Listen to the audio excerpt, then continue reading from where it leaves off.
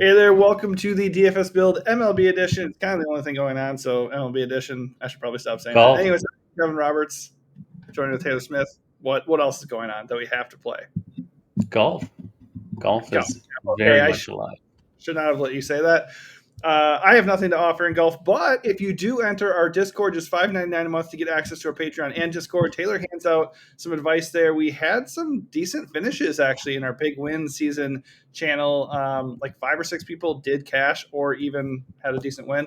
I was actually doing okay. I had 6 for 6 going into the weekend, and then I didn't even cash, so that was really fun.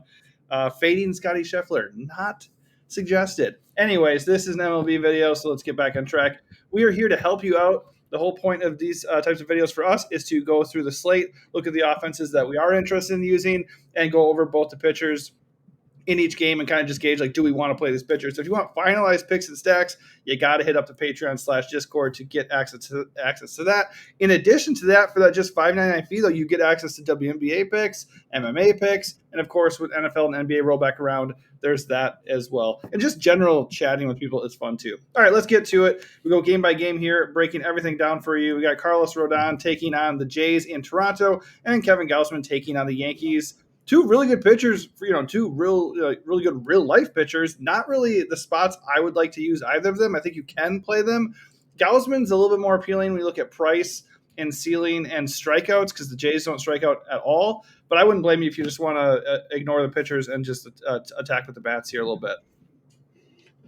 Yeah, it's okay for Gausman. Like, the Yankees strike out a little bit. He's a pretty good pitcher overall, even if he hasn't, he doesn't have the strikeout stuff he did a few years ago. But still, overall, one of the better pitchers on the slate. 8,500, I think, is fair for him. Yep. So in multi-entry, I don't mind that. Probably wouldn't bother in single entry unless you are playing Coors and you need to get different with your pitching. I think he's fine. I'm not into Rodon at all. Like, full price, horrible matchup, lowest strikeout team in the league against lefties is Toronto. So not into that. I think the Yankees are okay against Gausman. I'd prefer it if he was going to be owned to play the Yankees. I don't really think he's going to be that popular because we do have Zach Gallen and others cheaper than him, a few more expensive than him that should be pretty popular. So I'm okay with New York. Not getting to Toronto, not messing with Rodon. Yeah, I mean, Rodon is obviously good enough that the Jays don't look good, but the Jays don't strike out. So at 10K, where's the upside for Rodon? He has Rodon. Like, he can go get 10 strikeouts, but it just seems not likely. I'm with you, Gausman, 8.5. I'm okay with that. I'll take a shot on that. Don't really want to target him with the Yankees, but if the Yankees are going to go overlooked with Gausman pulling 15% ownership, that's actually a little bit interesting. I don't mind that at all. By the way, didn't mention it in the opener here. If we do help you in this video specifically at all, hit the like button and also subscribe to the channel if you're not subscribed already. Both those things help us out quite a bit. And if you subscribe, you get alerted to future videos just like this. All right, on we go here. Next game up, we have the Angels visiting the Mets. Tyler Anderson taking on the Mets. Godspeed to Tyler Anderson. And Kodai Senga taking on the Angels. Kodai looks pretty good here. I don't have a problem with Kodai. Obviously, the Angels, their power all comes from the right side. He does not give up power really at all, and he definitely is better against righties in general. Plus, his walk issues are mostly on the left side. So I like him. And on the other side, we have Tyler Anderson, who has nasty reverse splits here against lefties. But the Mets do still have good lefties. So if you want to fire up the Mets, you can. I just think I'm probably not that into Mets. I'm just very not into Tyler Anderson. Yeah, Senga, I think, would be good if he had a normal leash, but he has pitched once off the injured list. He threw 67 pitches in that game 10 days ago. I don't really think they're going to ramp him up to all of a sudden that, even with a long layoff. So for 9,300, pretty much no interest for me in Senga. The Mets do look pretty good. I mentioned Anderson in the write-up. His reverse split is pretty notable, so it's a really good Juan Soto spot, even as a one-off. But the rest of the Mets, I think Alonso's probably questionable with a hand thing, but if he's in, he looks great. Fine with no Lindor, obviously. Alvarez is back. He's cheap. I mentioned the Angels as a primary stack in the write-up. I've kind of cooled on them a little bit.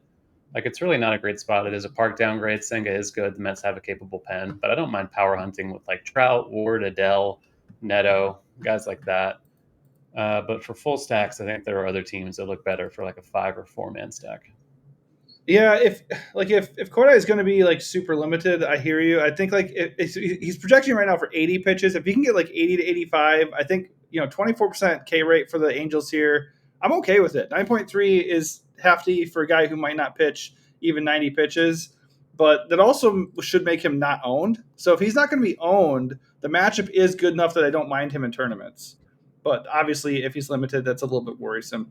All right, we got Hayden Birdsong, great name, okay pitcher, taking on the Braves in Atlanta. Bryce Elder, cool name, horrible pitcher, taking on the Giants. Obviously, I never like to play Elder, so I'm pretty into the Giants. I don't mind them. Not like they're a core, like primary stack or anything. But picking on Elder is definitely in play. His numbers look bad. Birdsong can get the whiffs, but I don't really want to play him against the Braves. So the Braves are interesting for sure on this slate, especially since Birdsong's lefty numbers are brutal. 12% walk rate, 267 ISO, and we know the Braves have some guys from the left side, and it ain't much better for Elder. So I'm assuming you're with me here that the bats look pretty good from either side here. Yeah, mostly San Francisco. They get a park boost pretty much anywhere they go, so this certainly counts for them. Yeah. Atlanta is a good park for lefty power in particular, so it's a good spot for Devers against a bad pitcher with a ground ball lean more to righties. So by the numbers, Devers is like an awesome play. Hasn't been awesome since he came to San Francisco, but I do like the spot. The rest of the offense looks fine. It's pretty cheap overall. Devers is the most expensive one at 4.6. Fine with Adames, Chapman, Jung-Hoo Lee, Elliot Ramos. I don't love that Chapman and Devers are both third base only on DK, so you can only play them together on FanDuel. But at some point, I assume they'll rectify that. Both are fine plays. Yastrzemski's cheap also, Schmidt. So I do like the Giants quite a bit. Atlanta, not super expensive beyond Acuna. I love Acuna as a one-off. Don't love the rest of the offense overall. Like they're kind of banged up.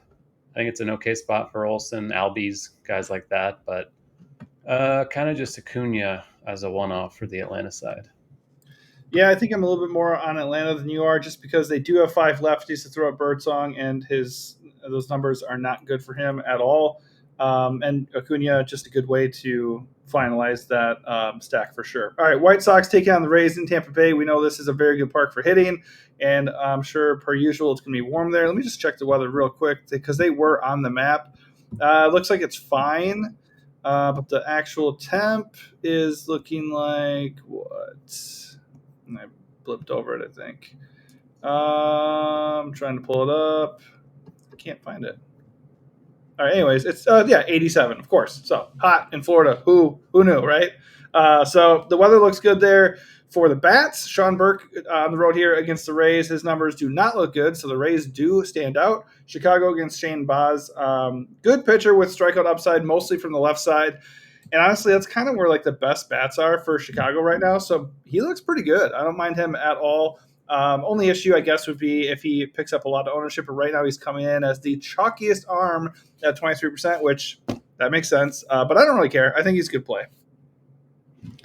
Yeah, he's a good play. I don't know if he should be like mega chalk. I don't know if he will be in the end. But fine spot. He's been pretty erratic. Which is why I don't really fully trust him as mega chalk. The strikeouts have kind of come back a little bit over the last month. He had a pretty long lull where he was just not getting them, and it was just kind of bizarre why he just stopped striking people out.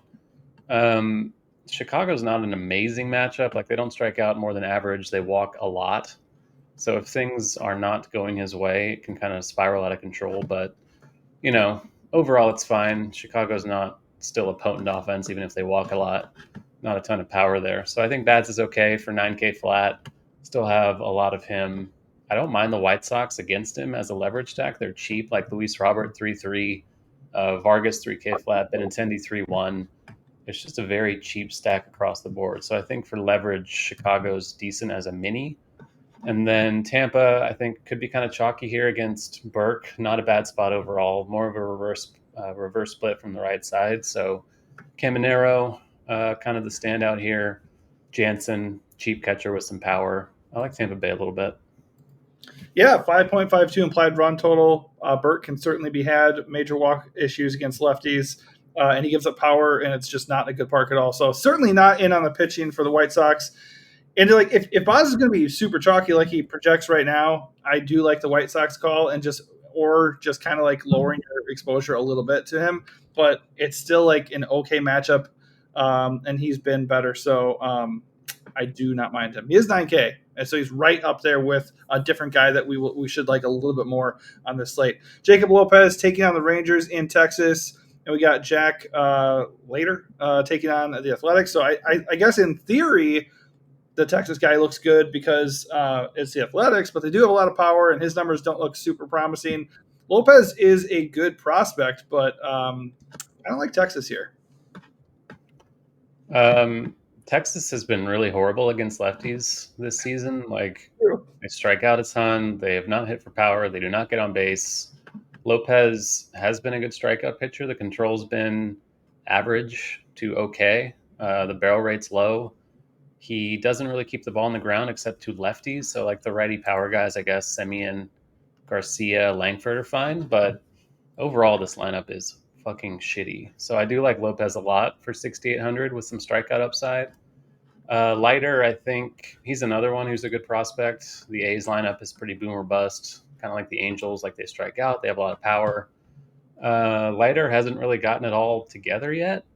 The control's been kind of suspect, but he's also 6,800. I think they're both reasonable plays. I think Lopez I prefer a little bit more because he is the better pitcher as of now, but both are fine. And then the offense is really not getting to a ton. I think like Lawrence Butler, Tyler Soderstrom, Nick Kurtz from the left side for Oakland, or the A's look pretty good, but it's kind of more of a pitching game than a bats game for me.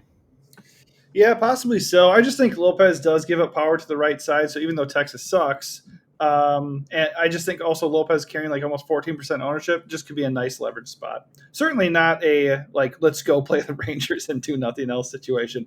Noah Cameron taking on the Cubs. Not interested in Noah Cameron. Ryan Brazier taking on the Royals. They don't really strike out. So while his numbers look decent, I don't think I have a lot of interest in him either. This feels like a game that I'm not going to be getting much of. So it looks like the Cubs are going to start Brazier, and then it's going to be Ben Brown, possibly pitching in long relief. Ben Brown is pretty erratic. He's got some strikeout upside. The Royals do not strike out much against right-handers, but he's 7,700. This is a Wrigley game with wind blowing in pretty substantially from the outfield. So we have to get confirmation that he's going to pitch. We might not get that. Like, it could just be assumed that Ben Brown is going to come into this game. But for 7-7 at what should be really low ownership, I kind of think Ben Brown is pretty sneaky, more so for multi-entry than single entry. But there is upside there if he can get it together. For the dollar, I do have a lot of interest in that. And that's it. Like, I think you can one-off Bobby Witt or Kyle Tucker, but not a game for bats. Yeah, it's always a little bit dicey playing the second guy in a bullpen game, basically. So yes. I'm okay with it because the price of the upside is there, and the wind is blowing in, which is a huge factor. Only issue is Royals don't strike out at all, so I'm okay with it. I just don't think it's going to be something. There's a lot of risk because there's a lot of risk with Ben Brown for many reasons, but I think for multi-entry, it's very interesting. Good K rate, handles righties really well, and the Royals just for some reason suck. So there's all that. So I don't hate it. Yeah, they do for suck. His talent, it's not the worst thing in the world, especially if he's not going to be owned. Like, he's coming in right now as a top 5 projecting pitcher on this slate. He is pulling ownership, but like that actually would be a reason for me to get away from that. I don't think he's going to be like people. 15% right now. I mean, if that holds, I would take the under. I would take the under heavily on that. If he's not confirmed as the starter, I feel like people are not going to, because Zach Gallen is 7,500. I think people are just going to play him. Oh, man, I can't wait to talk about Zach Gallen. All right, we do have a Coors game here. Michael McGreevy taking on the Rockies in Colorado. Austin Gumber taking on his former team, the Cardinals. By default, the Cardinals are going to pop here and look great. I don't really like them that much for 2 reasons. Number one, they're not that good. Actually, 3 reasons. Second reason would be they're usually guys we target lefties with. Like, they're lefty heavy in general, so usually we're stacking them as a bunch of lefty bats, and they have lefties going against a lefty. I don't think that looks good for them at all. And then Gomber he just fucking survives, man. He just is out there just surviving constantly. We're always like, Coors, Gomber, it's going to blow up. No, it never works out. So you can play the Cardinals if you want to because it is Coors. I don't have a lot of interest personally. I'm just going to do something else. On the other side, I do like the Rockies, though, a little bit, which feels a little bit ass backwards. But I think, just in general, people always look to the visiting team in Coors, and the Rockies get overlooked. So just naturally, you have a team in Coors that might not have high ownership. And McGreevy has issues against lefties in particular. They don't have a ton of good lefties, but they have 4 here to start the stack up. So I do like Rockies a little bit.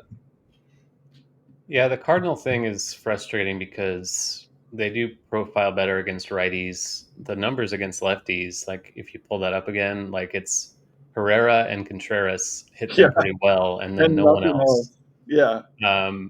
I'm still fine with guys like Wynn and Scott because Coors is a great park for triples and doubles, and those guys are fast. They can steal bases. There are multiple ways that Wynn and Scott can get there, so I think they're pretty good plays. Even Scott, lefty lefty. Arenado revenge game, like he was traded for Austin Gomber. Maybe he feels the ultimate revenge against Austin Gomber at Coors Field. But couldn't Austin Gomber also feel the ultimate revenge? But it's true revenge for Arenado at his old stadium, so I It think he is. has the It is edge. truer because it's in the park. You're right. Like the He's numbers don't definitely look good for washed. Austin. They look really bad. Like really They bad. do. But Arenado is not Arenado of no. old, but I think he can still probably hit a home run against Austin Gomber. I like his chances of making contact at least, so I think he's an okay play. Donovan, lefty lefty, leading off, whatever. Like doesn't look good, but he's fine. I agree. I do think Colorado looks a little better. The offense for them has kind of come around a little bit. Like Goodman is legit. McMahon has come around. Brenton Doyle is okay. Jordan Beck's been really good. There is stuff to like about the Colorado offense, and McGreevy is nothing special either, at Mhm. least at this point in his career. So I'll probably play the Cardinals. Like I'm not going to like it, but I'm still going to get a decent amount of them. Um, but the fade for like a single entry is certainly on the table, and then Colorado looks pretty good for any format. Yeah, I just think anytime we do a show or do a write up and we talk about the top stacks, we'll always say both offenses in Coors because it's Coors. But are these good offenses? And is it fun to play the Cardinals into ownership today? No, I don't think so. So my personal strategy is probably going to be not like an outright fade, but I'm going to be very, very underweight on the Cardinals compared to the field. And that's just what I'm doing. But are they good as far as the park goes? Yes. Brewers visiting the Mariners in Seattle. Brandon Woodruff's been really good since returning from injury. George Kirby, typically good, but he's been a little bit up and down this year. But this looks like a decent enough spot just because the park. Very good against righties, not very good against lefties. The Brewers have been awesome. So, I mean, it might not go great for him, but as far as park factor goes, I can see why George Kirby is popping. He's only 9.2, which feels a little bit discounted. And then also best projection of the slate. I kind of lean Woody a little bit because where the ownership is, because he also benefits from the park factor. But both pitchers look good. Yeah, I'm getting a lot more Kirby than Woodruff. I just think he's got a full leash. He's been in the rotation for a while. Woodruff has made 2 starts so far and has been limited in both. I think 69 and 81 pitches in those games. He's been insanely efficient with 18 strikeouts and 10 innings, but I Ticking do up, think he's baby. been pretty fluky because his velocity's down. His stuff plus does not look great compared to what it was pre-injury. So I think he's kind of been lucky so far. He's full price. He's probably not going to throw more than 90 pitches, maybe at the most. So not really into that. On FanDuel, he's 10-8, which is like a complete fade, a very easy one. Yeah. I'll have a little bit of Woodruff in multi-entry. I don't really love it. Kirby, I think, is going to be my most exposed pitcher on the slate. Just like it's not an amazing spot against Milwaukee, but the park factor is great. This is the best strikeout park in the league as well. Milwaukee doesn't really have a ton of power, even if they don't strike out a ton. And Kirby, I think, is decent at holding runners. So he should be able to keep the running game in check. I think he's a really good play. And then the only hitter in this game I have any exposure to is Cal Raleigh, and I have him in one lineup right now. Yeah, that's fair. You don't really need to sell people on Cal Raleigh, right? Big dumper. So the thing with Woody, I think the pitches are going to go up. Crazy beneficial that he's in this park. And I like what you're saying about his underlying stats. Like, I think the next time we see Woodruff and people are on him, that would be a good time to jump off the train and attack him a little bit. I do not think I'll be attacking him today. I like the pitching for both sides, not interested in the offenses whatsoever. Houston visiting the Diamondbacks. We have Colton Gordon taking on Arizona. Don't want anything to do with him. And Zach Gallen, Mr. Chalk himself, coming in at what? 17% or higher at 7.5K against the Astros. A lot of his damage comes from the left side, but he still gives up a lot of power to the righties. If people are going to be all on Gallen at 7.5, give me all the fucking Astros. I swear to God, Zach Gallen chalk night never works. So I really like Houston here, even though the numbers do not support that argument one bit. Yeah, I'm with you. I'm going to have a lot of Gallen because he is underpriced. The matchup is good. Like Houston, the lineup is not good. They don't have Isaac Paredes right now. They don't have Jordan Alvarez, of course, right now. It's very watered down. So I understand, and he's cheap. He's 7,500. If he was like 9K in chalk, I would be out. But if he's 7,500 against the Astros, who strike out more, don't have a ton of power, it's mostly righties. I get it. I think he's fine. I don't think he's like super far ahead of guys like Ben Brown or Jacob Lopez or even Jack Leiter, but I think he's a good play for the dollar. I do think Houston is a really good leverage stack because they're cheap. Altuve at 4.2 is the most expensive hitter. Everybody else is like 3.1 or under. I guess Cam Smith is 3.5, but you got Trammell and Bryce Matthews who are both under 3K. Caratini's hit for some power. I think it's a pretty good leverage stack for the dollar. So I kind of prefer them as a mini, but you can fully stack them and get away with it. Arizona is kind of just Suarez or Marte. Like I think they're both pretty good from the right side against Brandon Walter, but don't love Arizona against lefties in general beyond that. I don't mind them against lefties when they're healthy here, which is what they are. And his numbers against righties are really bad. 70% whiff rate, 241 ISO, a lot of hard contact.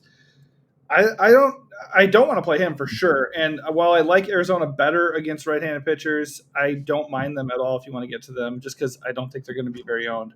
Dodgers hosting the Twins. David Festa taking on LA. Okay, good luck, buddy. Shohei Ohtani taking on the Twins. Not really interested in the Twins here. The park is good and everything, but you got to face Ohtani and then the guys that follow him. So not really feeling that. Festa is a guy that we can certainly go after with the Dodgers of all teams. So, like usual, LA looks good. Yeah, they've been really horrible for like several weeks. Like Freddie Freeman got hurt yesterday. He's also been bad. Mookie Betts has been horrible for a long time. It's kind of just Ohtani and then a bunch of dudes doing nothing. I guess Will Smith is fine. So I do have Ohtani as a one-off. I do still have a decent amount of bets because he's cheap, and I assume eventually he's going to come around. Maybe. So it is a good stack overall. Like Teo's cheap, Pages is cheap, Conforto's cheap, Rushing is cheap if he's in. They said Rushing is going to play first if Freeman is out, so it could be a Smith and Rushing situation. Freeman's cheap if he's in. So I'm okay with the Dodgers, but as usual, it's kind of just more Ohtani as a one-off. I do like the Twins a decent amount. Like they're going to get Ohtani for 2 to 3 innings, and then it's going to be Dustin May, who's been pretty trash except for one game against the White Sox when he looked like the best pitcher on the planet for some reason. So I think Minnesota is pretty sneaky. Buxton's super expensive, but again, they're otherwise cheap. Clemens has power from the left side. Castro's been good. Wallner's been decent. He's cheap. Royce Lewis, horrible, but cheap. So Minnesota, I think, is a very good sneaky stack against Ohtani and May. They do have power. I will give you that. All right. It's also the best home run park in the major leagues is Dodger Stadium. So take that for what it's worth. That's why you should play the Dodgers, even though they're watered down. By the way, I love how in here, the Road Grinders lineup, they get Ohtani twice. That's a tough lineup if you have That is a tough lineup. That's what I was going to say. They might have something going for them if they can have Ohtani twice in the order. Okay, that is going to do it for us. Hopefully these game-by-game breakdowns help. If you want to see any kind of other format or wrinkle in these videos in the future, drop us a comment. If you have any other questions, you can do that as well. Or you can just hit up our Discord/Patreon, catch our picks and stacks for the day, and also share your lineups and ask any questions that you have. Just $5.99 to come in and do that. And that's just baseball. That's just the MLB offerings. We also offer MMA, WNBA, and of course NFL and MLB golf. or NFL, not MLB twice. That's silly. All right. Thanks for watching and good luck.